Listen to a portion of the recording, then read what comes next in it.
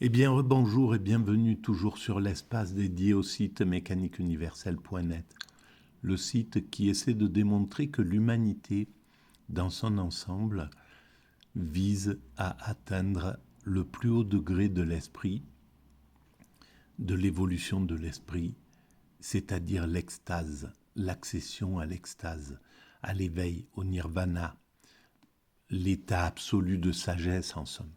Mais c'est un état de conscience bien particulier, très différent de l'état de conscience ordinaire. Je vous renvoie à l'écoute de la première vidéo, de la vidéo juste précédente au sujet des baleines, selon lesquelles, pour moi, elles ont déjà atteint ce niveau supérieur de l'évolution de l'esprit qu'est l'extase.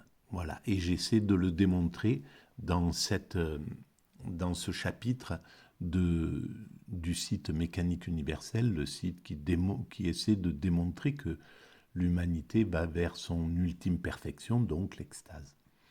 Et donc il y a un chapitre qui est consacré à cela. Cette théorie a été mise en ligne dans les années 2000. Voilà. Elle a été créée en 2000. J'ai imaginé cette théorie en fin 1999, à partir de octobre 99. Et voilà, en quelques mois, j'ai écrit toute la base de ce qu'on trouve sur le site Mécanique Universelle. Et qui essaie de démontrer que c'est notre chemin. En fait, on est inclus dans ce mécanisme qui nous conduit irrésistiblement vers cette ultime perfection, qui inclut la paix universelle, la fraternité, le fait que l'homme ne soit plus un loup pour l'homme, donc on aura réglé toutes les pathologies qui aujourd'hui font que certains hommes abusent d'autres êtres humains, quoi. Voilà, on aura géré ce problème-là. La psychologie, tout un tas de choses auront permis de faire que l'homme ne pourra plus maltraiter ses semblables. Il n'en aura plus la capacité psychique. Son esprit aura évolué. Voilà. Alors évidemment, ça concerne les siècles prochains. Il faudra encore plusieurs siècles d'évolution pour atteindre cet état. Mais c'est notre finalité. Alors, pour moi, les baleines ont déjà atteint, certaines espèces ont déjà atteint cette aptitude à être dans le plein immédiat qui est l'extase. L'extase, c'est le cerveau, l'esprit qui reste présent absolument dans l'immédiat, c'est-à-dire qu'il est en pure existence, parce que on n'existe que dans le présent absolu en réalité. Quand notre cerveau est en train de penser à ce qu'il doit faire dans 1 heure ou dans 2 heures ou demain, on n'est plus présent au monde. Quand il est en train d'être impacté par ce qu'il a vécu dans le passé, eh bien, il n'est pas complètement présent au monde. Donc, être vraiment présent, être en vie, être réellement en vie, c'est être absolument présent à ce monde, sans qu'aucune interférence n'empêche cet état de contemplation. Donc évidemment, dans cet état-là, dans l'état d'extase, on n'a plus aucune référence avec le cerveau et arrive à être vide, en somme. C'est ce que cherchent à atteindre les moines zen, les soufis, voilà, tous les grands expérimentateurs de l'extase, c'est ce qu'ils cherchent à atteindre. Eh bien, pour moi, les baleines ont déjà atteint cet état-là, simplement en écartant les prédateurs, en grossissant. Le fait de grossir et d'arriver à gérer leur milieu, en somme. Ils ont entièrement géré leur environnement. Les seuls dangers qu'ils ont, c'est les hommes, et c'est un danger très récent. Ça fait quelques siècles qu'on les chasse, les baleines. Elles ont vécu des centaines de milliers d'années en paix. Et c'est pour ça qu'elles ont développé cette bienveillance, le fait de ne pas de ne pas avoir euh, de velléité, d'agressivité. Elles n'ont pas besoin de se battre pour la compétition pour les femelles ou quoi que ce soit. C'est pratiquement c'est des sauts, des danses qui vont faire que ça va se passer comme ça. Alors peut-être c'est pas aussi idéalisé que ça, mais voilà, c'est une façon de travailler sur la conscience humaine, cette réflexion. Alors je reprends la lecture où j'en étais. Donc la sagesse des baleines, l'orgueil engendre la cruauté. Là j'essaie de critiquer un petit peu voilà. Alors même si la science a fait d'énormes progrès dans la compréhension des autres formes vivantes, nous en ignorons encore les aspects les plus importants. Leurs pensées, leur véritable réaction face à la vie, à la mort, à l'amour, à l'autre, nous sont inconnus. Alors de moins en moins. Ça, c'était écrit il y a 23 ans. Depuis l'éthologie, puis les médias, les réseaux sociaux, le fait de tout filmer montre l'intelligence et la bienveillance et l'amour des espèces entre elles, des chiens pour leurs maîtres, etc., etc. Donc on voit le courage des animaux pour sauver leurs congénères, la gratuité en somme, puisque les animaux ne sont pas soumis à l'argent, à des valeurs comme ça. On voit des choses qui ne nous étaient pas apparentes il y a 20 ans. Alors, eh bien, malgré cette ignorance de tout ce des sentiments réels que vivent les animaux, nous agissons bien souvent avec la certitude d'avoir affaire à un monde insensé et insensible, un monde aux sentiments inférieurs à ceux des humains. Par cette conviction gratuite, notre espèce s'autorise toutes sortes d'abus envers le reste du monde animal. Elle se conduit avec orgueil, arrogance et parfois avec sadisme. Notre insensibilité et notre narcissisme peuvent mener à tous les crimes. Et on le voit bien. Ces pathologies ont conduit au sacrifice de millions de nos congénères. Les guerres, déjà entre nous, on a, et je vous renvoie à l'écoute de la vidéo précédente où je fais une critique assez acerbe du comportement humain envers ses congénères, et transforme notre société en véritable tortionnaire envers les autres espèces vivantes. Le fait, voilà, par exemple, moi je vis à la campagne, là, il y a des sortes de prisons où on enfermait et où on enferme peut-être encore les veaux, où ils ne peuvent pas bouger, ils sont là, ils sont déconnectés de leur mère, alors que c'est des animaux sociaux, les vaches, elles passent leur temps à lécher leurs petits, les petits à se frotter contre leur mère, et bien là on les découpe, on les sépare, on les enferme et après on se demande comment les vaches deviennent folles, comment les animaux, enfin c'est hallucinant quoi, c'est comme si un bébé, une fois qu'il est né, on l'isolait pour que plus personne ne le touche, pour que plus personne ni l'embrasse, ni rien du tout. Et pour avoir eu une enfance assez traumatisante de ce côté-là, je sais l'impact que ça apporte à un être humain. Voilà. Donc, il suffit de regarder les conditions de vie qu'impose l'industrie de l'agroalimentaire aux mammifères destinés à notre alimentation pour s'en convaincre. Le marché déspiritualise le vivant. Pour une certaine partie du marché, le vivant est similaire au minéral. Donc là, justement, ce matin, j'ai écrit quelque chose sur Twitter à une femme un peu de cette extrême droite qu'on écoute parfois à la télévision et qui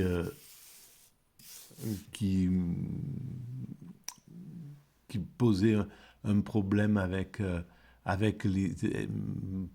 qui relatait le fait qu'un instituteur qu'un prof avait amené ses élèves de terminale à l'Institut du monde arabe, et là tous les élèves étaient présents, puis ils les avaient amenés au musée euh, au musée Pompidou, au musée d'Orsay, je ne sais pas. Et là, personne n'était venu parce que dans son esprit, et certainement c'est peut-être vrai, l'idée qu'il y avait des femmes nues, etc., les élèves n'avaient pas voulu y aller. Et j'ai dit, il aurait un bon pédagogue, et c'était sous la forme de critique, quoi. Hein.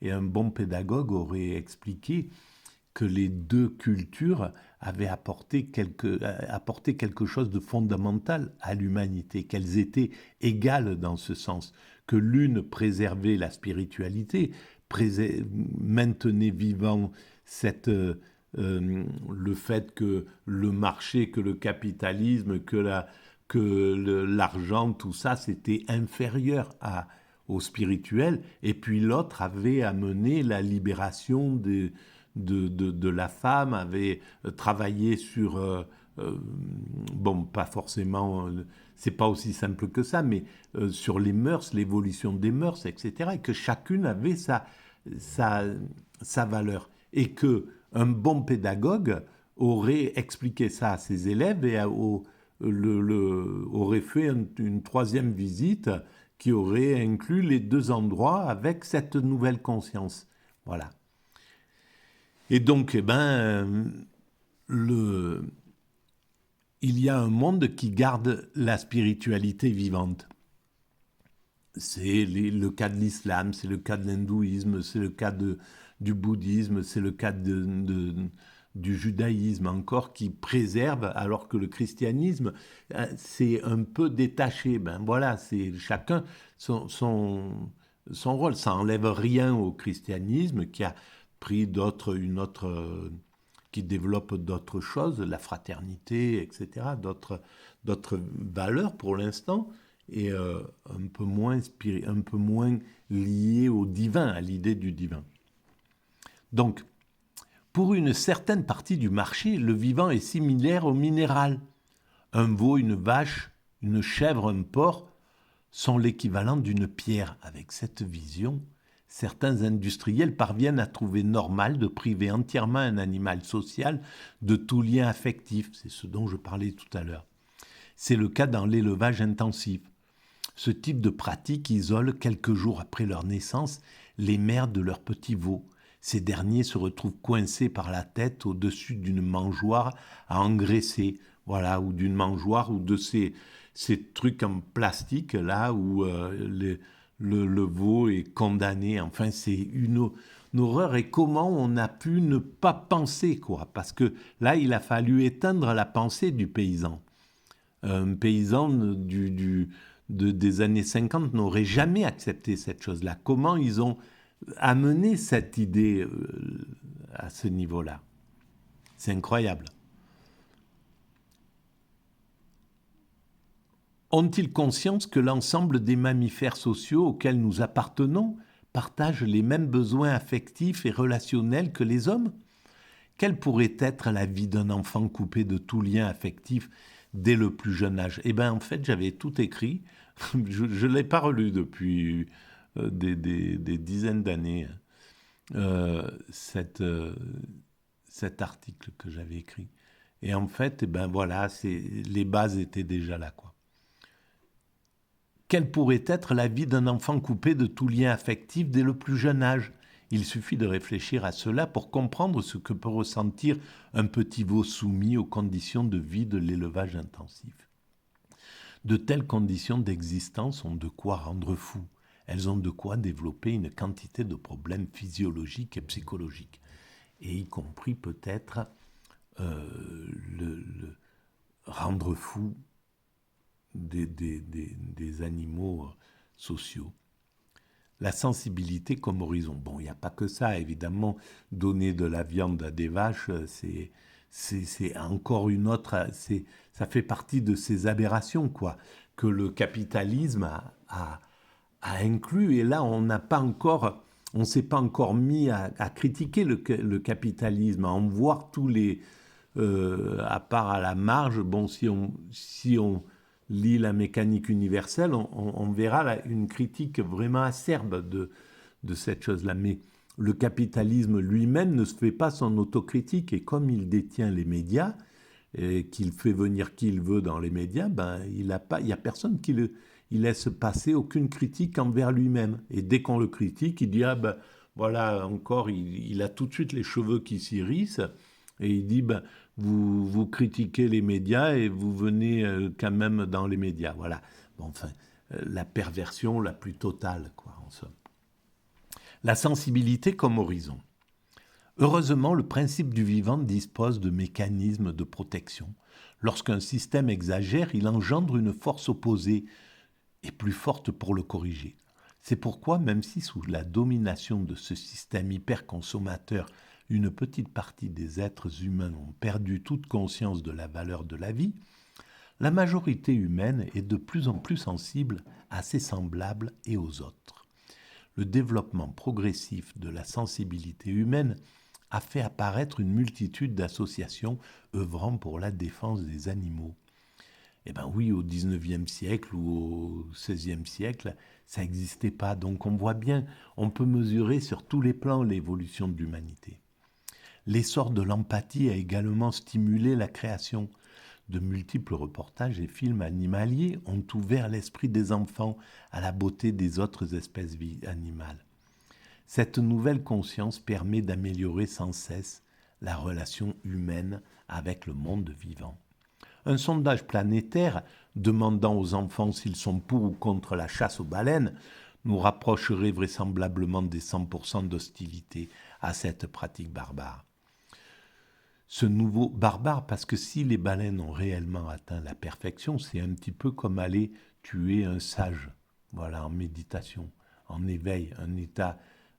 Il y a aucun, voilà, il n'y a pas le courage de Moby Dick et de cette mythologie américaine devant un animal absolument inoffensif et sans velléité, sans violence, sans même pouvoir. Voilà un sage en état d'extase, un moine zen, il se laissera tuer comme ça sans difficulté.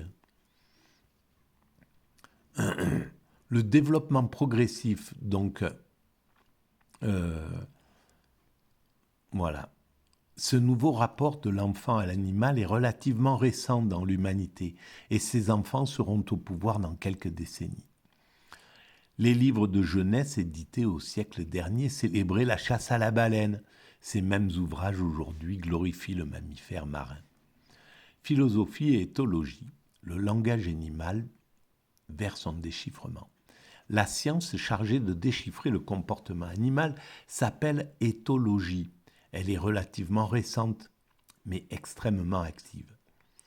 Depuis de nombreuses années déjà, des chercheurs essaient de comprendre le langage animal. Ils cherchent à établir un dialogue entre nous et les autres espèces. À mon sens, ce langage sera un jour décodé et traduit, comme le hiéroglyphe le fut en son temps.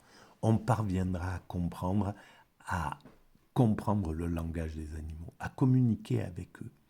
On inventera l'humanité inventera le matériel pour ça. Comme aujourd'hui, il a inventé le traducteur, c'est-à-dire qu'on peut avoir un petit truc à portée de la bouche.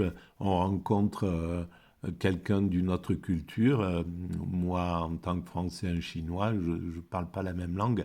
Je lui parle en français. Ce que je dis là, par exemple, c'est traduit directement en chinois pour lui et réciproquement. Voilà. Ben, il y a 150 ans, on n'aurait jamais pu imaginer qu'existerait un appareil comme ça. Il y a 100 ans, personne n'aurait pu penser à ça. Ou il y a 200 ans. Voilà, ben, dans 200 ans ou dans 100 ans, on ne peut même pas imaginer ce qui aura été inventé à ce niveau-là. Et on invente plutôt vers le bien. Évidemment, on invente aussi vers le mal. Là, ils sont en train de développer les tueurs qui sont au pouvoir. Hein, ont repris du galon et ils ont remis le chaos dans le monde pour pouvoir développer encore plus d'armes, plus de trucs comme ça, etc. Alors, il y a une partie de la recherche qui va vers ça, vers comment tuer le plus de monde possible sans se faire tuer et en économisant de l'argent. Voilà, mais ce sont que des tueurs et un jour ou l'autre, ils seront révélés comme tels et l'humanité les écartera de la gouvernance. Pour l'instant, on est encore à la fin de ce processus, donc on en est encore soumis, malheureusement.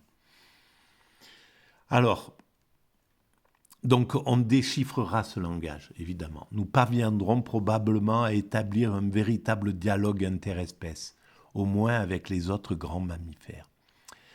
Oui, peut-être qu'on aura du mal à aller communiquer avec les crocodiles, mais on comprendra le langage d'un paquet de monde. Cette réussite me semble souhaitable. Elle nous permettrait d'ajouter aux notions d'intelligence et d'adaptation dont nous les savons riches, les notions d'affection et, c'est ma conviction, de spiritualité. Donc ils ont un lien peut-être à la spiritualité, sauf qu'il n'est pas verbalisé, il n'est pas... Voilà, pas plus que notre langage... Nous avons fait évoluer le langage, nous avons sorti le langage du corporel vers l'intellectuel, avec tous les défauts que ça peut avoir, et toutes les qualités, bien entendu. Ça nous a permis de construire techniquement l'humanité comme elle est construite, de faire des tours Eiffel, des ponts, des avions, etc., etc. Mais en même temps, ça nous a déconnectés d'un langage qui entre une vache et son veau, les coups de langue, ça parle, les regards, de se toucher le museau, de meugler quand elles n'ont plus leur veau, on entend dans les prés, c'est affreux, quand on leur arrache les veaux, elles les appellent, donc ça veut bien dire quelque chose, tout ça, ça a du sens. Voilà, ça, on le comprendra. Mais la plupart du langage animal, il est sensitif, il est sensuel en quelque sorte. Nous pourrions alors véritablement saisir la signification de certaines attitudes auxquelles la pensée humaine semble ne pas encore avoir réfléchi. Par exemple, la conduite des éléphants face à la mort d'un de leurs congénères.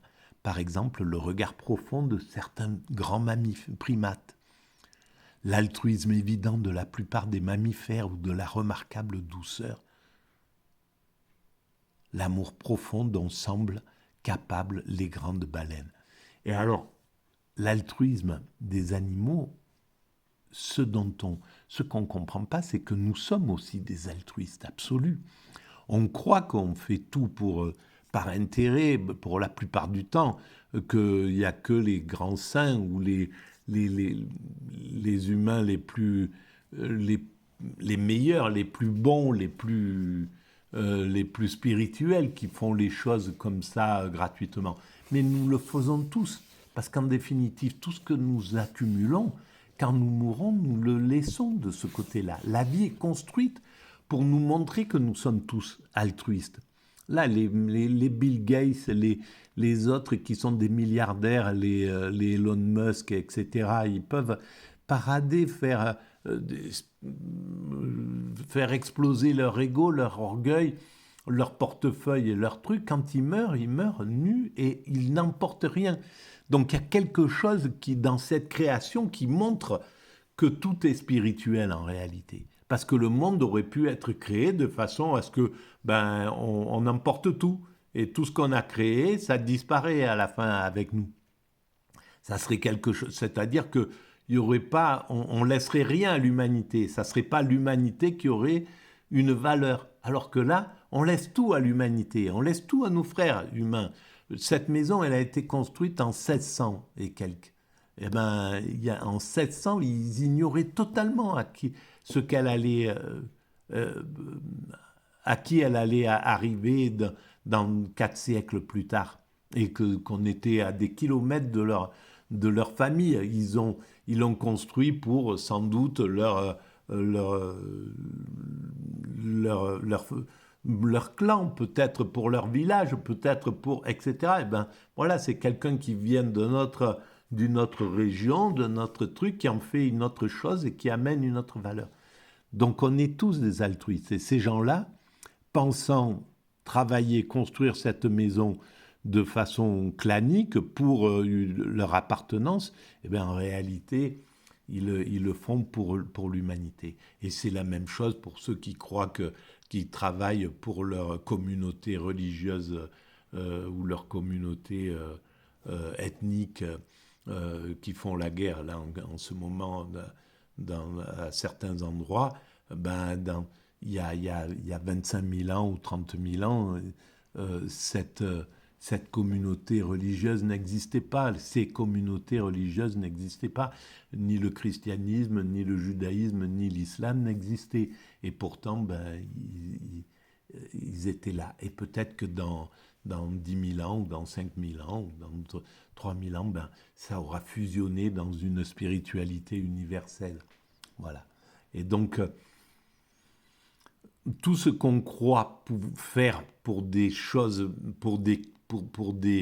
de façon clanique, pour notre clan familial, pour notre village, pour notre communauté religieuse, pour notre pays, pour notre... Tout ça, c'est que de l'illusion. On est des altruistes fondamentaux et on l'ignore. Et le jour où on prendra conscience qu'on est des altruistes, ben on aura une autre vision de nous-mêmes. On aura un amour beaucoup plus considérable. Parce que c'est beau d'être altruiste plutôt que d'être égoïste, de travailler pour son clan, pour soi, pour son truc, pour sa communauté, au détriment des autres, de s'affirmer aux dépens d'autrui. Voilà, ben, tout ça, ça élèvera notre niveau de conscience. Voilà, ben écoutez, on va arrêter là pour cette vidéo.